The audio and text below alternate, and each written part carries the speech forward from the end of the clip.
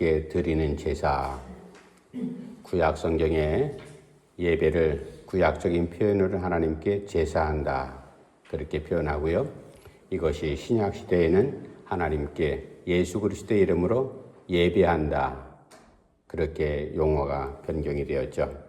그런데 본질적으로 본문에 나오는 원어상 하나님께 제사한다, 하나님께 예배한다, 예배나 제사나 그 내용적인 면에서는 동일한 뜻을 갖고 있습니다. 표현이 다를 뿐이지. 그런데 누가 하나님을 예배할 것인가? 하나님께서 믿음의 사람 모세를 휘막에서 부르시죠.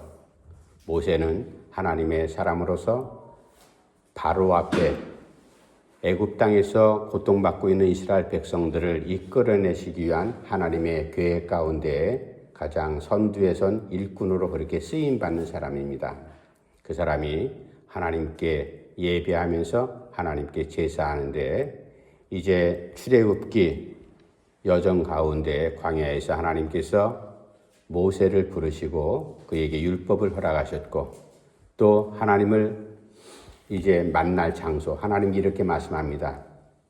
내가 거할 장소를 이제 휘막, 그것을 만들라. 그래서 하나님께서 거할 장소라는 것은 하나님의 백성 이스라엘 백성들을 만나는 장소, 지금 말하면 이렇게 건물인 예배당, 그래서 휘막이 성전이 되고 성전이 예배당, 그렇게 변천, 용어가 바뀌게 되죠. 그것도 또한 동일한 의미를 갖고 있습니다. 휘막이 되었던 성전이 되었던 교회당이 되었던 하나님을 예배하는 사람들이 모인 장소, 누구를 만나기 위해서? 하나님을 예배하고 하나님을 만나기 위해서 모인 장소가 바로 이제 휘막이고 성전이고 예배당이다. 그런데 하나님께 제사 드리는 사람들, 하나님께 드리는 제사, 누가 하나님께 제사를 드리고 그리고 어떤 모양으로 하나님께 예배를 해야 될 것인가? 이제 레위기는 출애굽기 마치고 이스라엘 백성들에게 하나님께서 실제적으로 신앙생활을 어떻게 살아가야 될 것인가, 현실적인 삶 가운데서 우리가 신앙생활한다, 그렇게 표현하지 않습니까? 그런데 막연하게 신앙생활하는 건 아니잖아요. 주일이 되면은 성경책 끼고 그냥 예배당 참석하는 것으로서 우리가 신앙생활한다, 그렇게 말하지 않습니다. 주일이 되면 거룩하신 하나님 앞에 예배하고 성도들과 교제하고, 그리고 흩어진 다음에 내 살아가는 현실적인 그런 삶의 자리에서 믿음으로 살아가는 것을 우리가 신앙생활한다, 그렇게 표현합니다. 우리가 또 그렇게 살고 있고요. 하나님을 예배하는 것하고 내 삶하고 완전히 분리된 상태에서 가운데 담이 쳐져 있어서 전혀 딴 세상으로 살아가는 사람들은 신앙생활하는 사람들이 아니죠. 예수의 이름으로 우리가 하나님을 예배하고 예수를 나의 주로 고백하고 천지를 창조하신 하나님을 내가 신앙으로 믿는 그 믿음으로 현재를 하나님의 말씀을 기준으로 해서 살아가는 이 삶이 신앙생활이다. 그러므로 우리가 이제 하나님께 제사하는 사람으로서 어떻게 하나님 앞에 제사해야 될 것인가? 이제 본문 넘어가서 제가 1절 말씀 읽어드리겠습니다. 다시 한번 1절 말씀. 여호와께서 휘막에서 모세를 부르시고 그에게 말씀하여 이르시되. 첫 번째, 하나님께 드리는 제사, 예배는 누가 제사하고 예배하는가? 그것은 믿음의 사람이 드리는 제사. 믿음 없는 사람이 하나님을 제사할 수 없잖아요. 우리가 제사라는 용어는 특별히 이 유교적인 가풍 속에서 살았던 우리 한국 사람들은, 이제 기성세대는 제사하면 죽은 조상에 대해서 우리가 제삿날이 돼서 제사한다, 그런 제사에 그런 의미를 담고 있어요. 제사라는 것은 우리가 유교적인 풍속 가운데 제사하는 것은 죽은 사람을 이제 기억하면서 제사한다. 그러나 기독교적인 용어는 사실 아니죠. 우리가 할아버지 제삿날, 아버지 제삿날이 됐을 때 제사상 차려놓고 제사하면은 돌아가신 분이 그곳에 오면은 당연히 정말로 상부러지가 뿌려드리도록 제사상이 정말로 넘치도록 그렇게 상을 준비해가지고 제물을 준비해서 제사해야죠. 그런데 그 제삿날 돌아가신 분이 오는 거 아니잖아요. 사탄이 할아버지 조상들을 대신해가지고 우리가 제사하는 것을 대신 넙죽 받아먹는 그런 형태가 돼버립니다. 그래서 우리는 돌아가신 분을 제사하지 않죠. 대신 그날에 예수 그리스도의 이름으로 하나님께 예배하는데 죽은 고인의 살아생전의 모습을 우리가 추모하면서 주 안에서 믿음 안에서 하나님께서 고인을 어떻게 생전에 은혜를 주시고 인도하셨는지, 그리고 여전히 살아있는 유족들은 그것을 기억하면서 하나님 앞에 감사하면서 우리도 하나님 그러한 고인처럼 신앙의 유지를 잘 받들고 아름다운 신앙의 모습을 배워가고 살아가기 원합니다. 이게 바로 기독교인들이 고인에 대한 추모, 그것을 우리는 신앙 없는 사람들은 제사한다. 천주교는 그것을 이제 혼합해가지고 유교적인 제사하고 기독교적인 추모하고 같이 짬뽕을 시켜가지고 그 사람들은 구천에 떠도는 그러한 사람이 죽으면 천국에 바로 하나님 품에 안기는 것이 아니라 믿음이 부족했거나 살아생전 신앙이 약했던 사람들은 죽으면 천국에 바로 올라가는 것이 아니라 구천에 떠돈다고 생각을 해요. 그래서 그 죽은 구천에 떠도는 영혼들을 위해서 내가 여기서 선행을 많이 하고 헌금을 많이 해야지.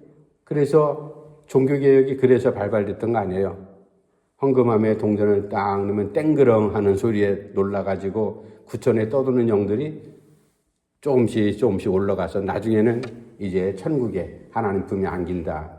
우리 개신교하고는 완전히 다른 그러한 교리를 갖고 있습니다. 어쨌든 하나님을 제사한다, 하나님을 예배한다.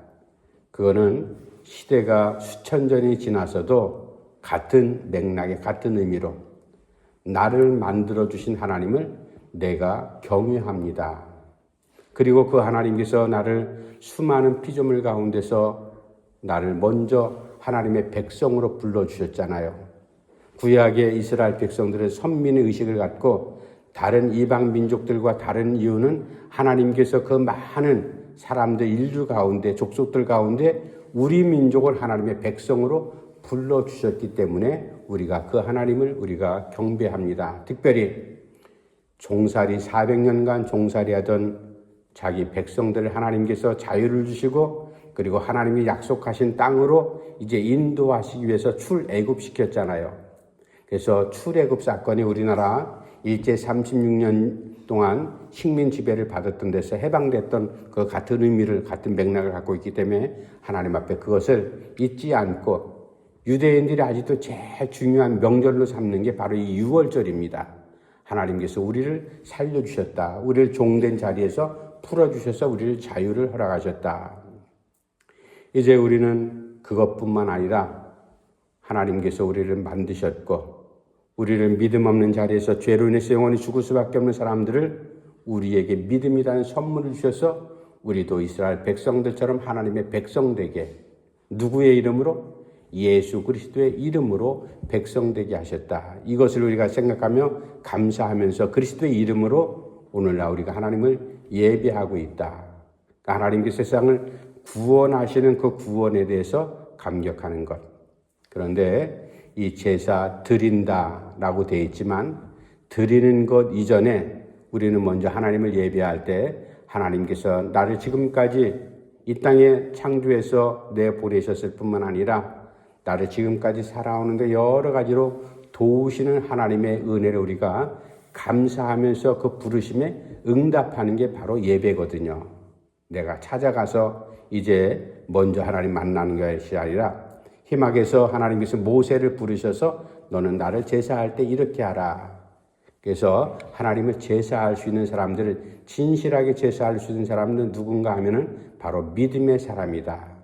모세는 믿음의 사람이었지 않습니까? 믿음을 가지고 하나님을 예배하지 못하면요 꼴이 우습게 됩니다.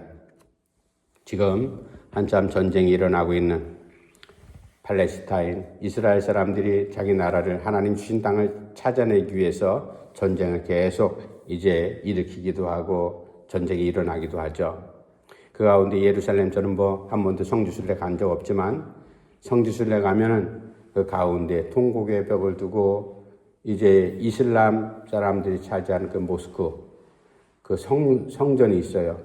그러니까 이슬람 그리고 유대교 그리고 우리 개신교 이 종교 집단들이 한 곳에 모여가지고 이곳이 바로 하나님의 성전이다. 하나님께서 우리 백성들을 위해서 주신 성전이다. 그리고 이슬람 사람들은 자기들 무하마드가 여기서 하나님 앞에 이제 예배했고 승천한 곳이다. 그 기념 장소로도 삼고 있고. 그런데 그 예루살렘에 성지순례 가는 수많은 관광객들이 있잖아요. 관광객들이 그곳에 가는데 그 중에는 하나님을 예배하는 사람이 있고 알라를 믿는 사람이 있고 또 유대교인들처럼 창조주 하나님만을 믿는 그 유대교인들이 있고 그 외에 많은 사람들 가운데는 야, 그곳이 그렇게 유명한 곳이야? 하고 관광 가서 구경하는 사람들이 있어요. 교회당에 오는 사람도 그런 사람들이 가끔 있죠. 물론 처음에 신앙이었기 때문에 교회 가자. 그러면 이제 전도대학교 교회를 오는데 처음부터 믿음이 생기는 건 아니잖아요. 교회 가면은 야, 교회가 어떻게 생겼더라. 또 목사는 어떻게 생겼더라. 사람들은 어떻게 많다 적다. 야, 그 주차장이 있다 없다. 요즘 같으면은 그런 걸 가지고 처음 교회를 한번 구경 온 사람들은 집에 가서 그런 얘기들을 많이 하겠죠. 그러나 신앙을 갖고 주일날 하나님 앞에 예배하러 온 사람들은 정말로 예배의 본질을 아는 사람들은 목사가 어떻게 생겼다. 오늘은 무슨 넥타이를 맸다. 오늘 교회 주차장에 차가 몇 대가 가득 차 있다. 새신자가 몇 명이 있다.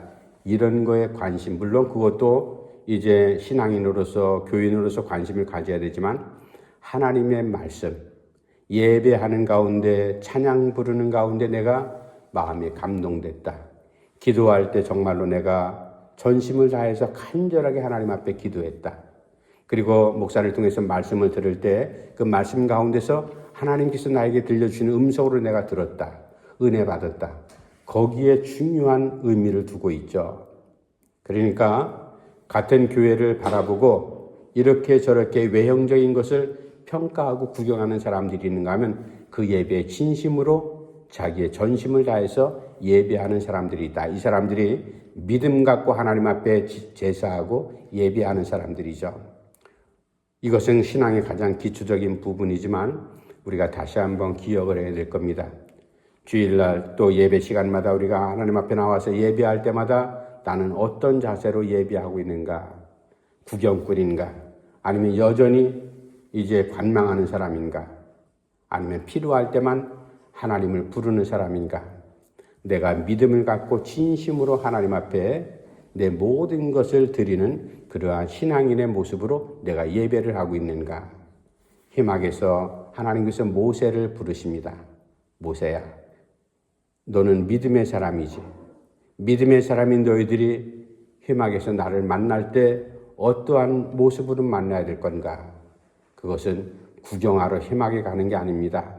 거룩하신 하나님을 믿음으로 만나기 위해서 걸어가는, 참여하는 그러한 우리의 모습. 매일매일 우리가 하나님 앞에 예배하는 우리의 자세가 그런 자세로 하나님 앞에 예배할 수 있기를 간절히 바랍니다. 이제 두 번째, 하나님께서 모세를 부르시고 난 다음에 어떻게 제사를 예배를 해야 될 것인가? 2절 말씀 제가 또 읽어드립니다. 이스라엘 자손에게 말하여 이르라. 너희 중에 누구든지 여호와께 예물을 드리려거든 가축 중에서 소나 양으로 예물을 드릴지니라. 아멘. 구약에 보면은 이스라엘 백성들이 하나님 앞에 제사하는데 5가지 제사가 있었어요. 번제, 완전히 태워서 드리는, 그러니까 내 삶 전부를 하나님 앞에 드립니다. 그 다음에 소제, 소제라는 것은 감사할 일이 있어서 이제 밀가루 같은 걸 빻아서 하나님 앞에 태워드리는 소제.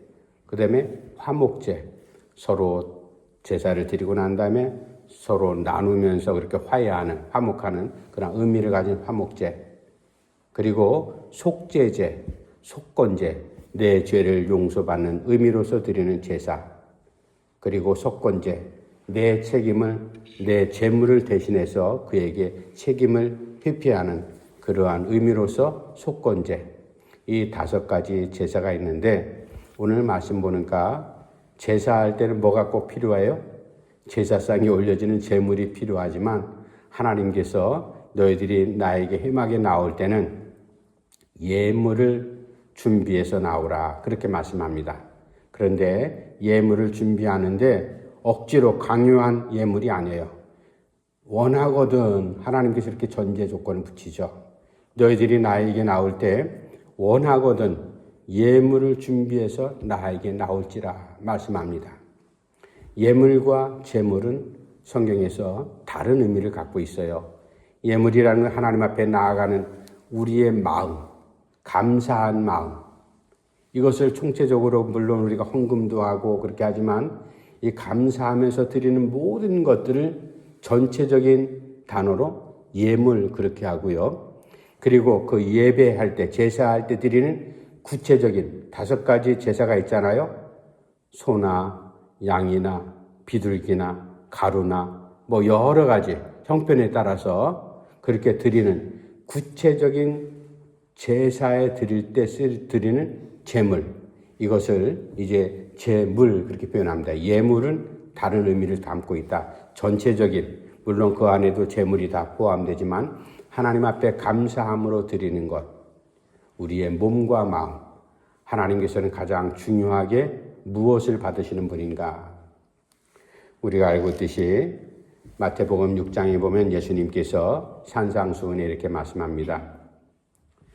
보물이 있는 곳에 내 마음도 있다. 우리가 귀중히 여기는 곳에 이제 무언가 재물을 쌓아 보물처럼 여러 가지 이제 뭐 옛날 어른들은 금부치들을 많이 모았잖아요. 그것을 집안의 소중품, 보물로 생각을 해요. 그곳에 늘 항상 뭐가 있어요? 내 마음이 그곳에 당연히 가 있습니다. 요즘에 사람들이 주식 많이 하죠.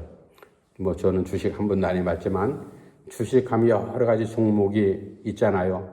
그 종목 가운데 어디다 내가 투자를 해야지 이익을 많이 남길까? 그런 거 계산하고 투자하잖아요. 그렇다고 해서 하나님 앞에 이제 예물을 드리는 것을 뭘 투자하는 것처럼 그런 의미가 아니라 내가 가장 소중한 곳에 내 재물을 그곳에 넣습니다. 그거는 내 마음이 없으면 절대로 그런 이제 일을 하지 않죠. 그러니까 하나님 앞에 예비하는 게 바로 그겁니다. 내 마음, 보물처럼 여기는 하나님, 나에게 생명을 허락하시고 나를 다시 살게 하신 예수님, 그분이 나의 보물이라고 생각한다면 당연히 내 마음이 그곳에 가 있어야 될 겁니다. 예수님을 따르던 제자들이 예수님의 정체를 제대로 몰랐기 때문에 예수님께 마음을 둔 것이 아니라 어디에 마음이 가 있었어요? 콩밭에 마음이 가 있었어요. 새로운 나라가 형성되고 주님께서 왕이 되고 그러면 신하들 당연히 이제 필요할 텐데 나 한 자리쯤 주겠지. 난 엉뚱한 곳에 마음이 가 있는 것. 바로 제자들은 그 새로운 나라가 보물로 생각을 했어요. 예수님을 보물로 생각하는 것은 나중에 이제 십자가에 달리시고 부활하시고 난 다음에 부활하신 주님을 만났을 때 맞다. 우리가 마음을 두고 우리의 보물로 생각할 것은 저분이 우리의 보물이다. 라는 것을 뒤늦게 깨닫고 그분께 모든 인생을 걸지 않습니까? 이러한 모습으로 살아가는 것. 그래서 하나님께 제사 드리는 것은 예물과 함께 드리는 제사가 수반되어야 된다. 우리의 마음이 있는데 그렇다고 해서 하나님께서 원하시는 것은 값지고 고가의 어떤 예물을 원하시는 것이 아니죠. 우리의 정성이 담긴 소중한 예물을 하나님께서 받기를 원하십니다. 이게 두 번째, 모세를 불러서 너희들이 나에게 제사할 때 2절 말씀, 이스라엘 자손에게 말하여 이르라. 너희 중에 누구든지 여호와께 예물을 드리려거든 가축 중에서나 소나 양으로 예물을 드릴지니라. 지금이야 우리가 경제적으로 조금 넉넉하기 때문에 소 한 마리 사는 게 돈 있는 사람들은 어렵지 않죠. 200~300만 원 한다 할지라도 그것을 살 수 있는 사람들이 많이 있잖아요. 그러나 옛날에 우리가 잘 알듯이 할아버지 세대, 증조 할아버지 세대, 집에 우리 농경문 하니까 농사 짓는 사람들이 소 한 마리 갖고 있는 것은 그 집의 전 재산입니다. 그렇죠? 그래서 소를 판다. 이거는 큰 집안의 큰 대사 중에 대사예요. 왜? 우리 집이 사느냐 죽느냐 하는 그런 문제가 달려있기 때문에 소 한 마리의 가치가 그런 가치를 지른다. 양도 비슷했어요. 이스라엘 백성들에게 있어서. 근데 그것을 하나님 앞에 드린다. 이것은 나의 모든 것을 드립니다. 라는 의미를 담고 있는 것이 예물에, 하나님께 드리는 예물에 담긴 뜻이다. 하나님, 내가 지금 장가도 가야 되고 일도 해야 되고 사업도 해야 되고 여러 가지도 해야 되기 때문에 내가 하나님을 만나고 하나님 제사하는 것 내가 좀 이따 가겠습니다. 예수님 그런 비유 하시잖아요. 잔치를 벌려놨는데 오라 그랬더니 장례도 치러야 되고 장가도 가야 되고 여러 가지 할 일이 많아서 나중에 이 큰일 다 치른 다음에 시간 되면 그때 가겠습니다. 하나님 앞에 제사하고 예물 드리는 게 그런 식으로 해서는 안 된다는 거예요. 내가 쓰고 남은 찌꺼기를 가지고 하나님 앞에 드린다? 그것은 진정한 예물이 아니라는 뜻입니다. 하나님께서 원하시는 것은 물론 그것이 고가든 아니든 간에 내 마음이 전부 담겨있는 소중한 것을 하나님 앞에 드리는 것. 이런 제사가 바로 예물과 함께 드리는 믿음의 사람의 제사다라는 사실을 이제 이 레위기를 통해서 우리에게 알려주고 있습니다. 마지막 세 번째, 하나님께 드리는 제사는 어떤 모습으로 드려야 될까? 3절 말씀 우리 다 같이 한번 다시 읽겠습니다. 3절 시작. 그 예물이 소의 번제이면 흠없는 수꽃으로 희망문에서 여호와 앞에 기쁘게 받으시도록 드릴지니라. 아멘. 제가 자주 말씀드리는 예수님께서 비유로 말씀하셨던 두 사람이 성전에 올라가서 기도하는 바리새인과 세리의 기도, 제자들과 사람들에게 말씀하잖아요. 그 두 사람이 하나님 성전에 올라가서 기도하러 가는데 바리새인들은 평소에 있는 거룩한 그 외적인 옷 있잖아요. 그 옷을 입고 가서 하늘을 우러러 두 손을 높이 들고 거룩하신 하나님이여 하면서 아주 유창한 그러한 기도문으로 하나님께 기도했다. 그러나 너희들이 손가락질하는 죄인인 세리는 차마 그렇게 하지 못했다. 저 멀찍이 성전을 앞에 두고 눈을 들지도 못하고 땅을 눈 아래로 깔고 하나님 앞에 자기 가슴을 두드리면서 하나님, 나는 죄인입니다. 나를 불쌍히 여겨 주시옵소서. 이 두 사람이 하나님 앞에 기도했다. 다른 말로 하면 예배했다 이 말이에요. 하나님께서 누구의 기도를 들으셨겠는가? 하나님께서 바리새인의 거룩한 모습으로 기도하는 그 기도와 예배를 받으신 것이 아니라 나는 죄인입니다. 나를 불쌍히 여겨 주시옵소서. 나는 사람들한테 손가락질 받고 있는 죄인입니다. 볼품없는 사람입니다. 그렇게 기도한 세리의 기도를 들으시지 않았겠냐. 우리가 너무나 잘 아는 유명한 예수님의 비유죠. 하나님 앞에 어떻게 제사해야 될 것인가. 너희들이 제사할 때 하나님 앞에 기쁨으로 제사해야 된다. 우리의 예물을 드릴 때도 기쁨으로 그것을 드려야지, 자원하는 마음으로 드려야지 억지로 할 수 없이 드리는 그 예물과 제사는 하나님께서 받으시지 않는다. 아무리 뻐거직한 그런 큰 잔치상 같은 그 예배 차려놓는다 할지라도 하나님께서 받으시지 않으면 그 잔치와 제사와 예배는 소용이 없다. 바로 그런 말씀 아니겠어요? 여러분, 우리가 누군가에게 선물을 할 때 내가 진심을 담아서 기쁨으로 그렇게 드린 선물하고 아니면 형식상 마음에도 없는데 할 수 없이 준비해서 그렇게 전달한 선물하고는 차이가 있잖아요. 사람들은 그것을 깜빡 속고 그렇게 받고 주고받을 수 있어요. 상대방이 저놈 내가 미운데 그래도 내가 할 수 없이 내가 받은 게 있으니까 선물을 줘야지. 그렇게 선물 받으면 선물이라는 그 포장만 보고 뭐 기쁘게 받기도 하지만 그러나 하나님은 절대로 그런 분 아니죠. 하나님은 외모를 취하시는 분이 아니라 우리의 중심을 보신 하나님, 우리의 마음을 지금 읽고 있습니다. 예를 들어서 집에서 엄마가 밥을 맛있게 식구들을 위해서 기쁨으로 준비하잖아요. 그럼 기쁨으로 준비한 그 밥을 먹는 식구들이 다 기쁨 가운데 그 밥을 먹죠. 그러나 이것을 인상을 찡그리면서 뭐 식구들 가운데 남편하고 한번 대판 싸우고서 음식을 준비했다. 그것을 주변에 자식들이 다 보잖아요. 엄마가 상을 찡그리면서 이제 억지로 준비한 그 음식 먹는 게 자식들이 먹으면서 소화가 제대로 되겠어요. 마찬가지로 하나님 앞에 우리가 기쁨으로 연락돼도 하나님께서 기쁨으로 정말로 고맙다. 하나님을 감사할 뿐은 아니지 하나님께서 너무나 기쁘다, 즐겁다. 그렇게 제사를 받으시는 그것은 어떻게 제사를 준비해야 될 건가? 억지로 마지못해 슬픔으로 하는 게 아니에요. 내가 기쁨으로 자원하는 마음으로 그렇게 드리는 것. 하나님께서 그 중심을 너무나 잘 아시기 때문에 그러한 예배와 예물을 하나님께서 받으신다라는 사실입니다. 과부의 두렙돈 사건도 우리가 잘 알지 않습니까?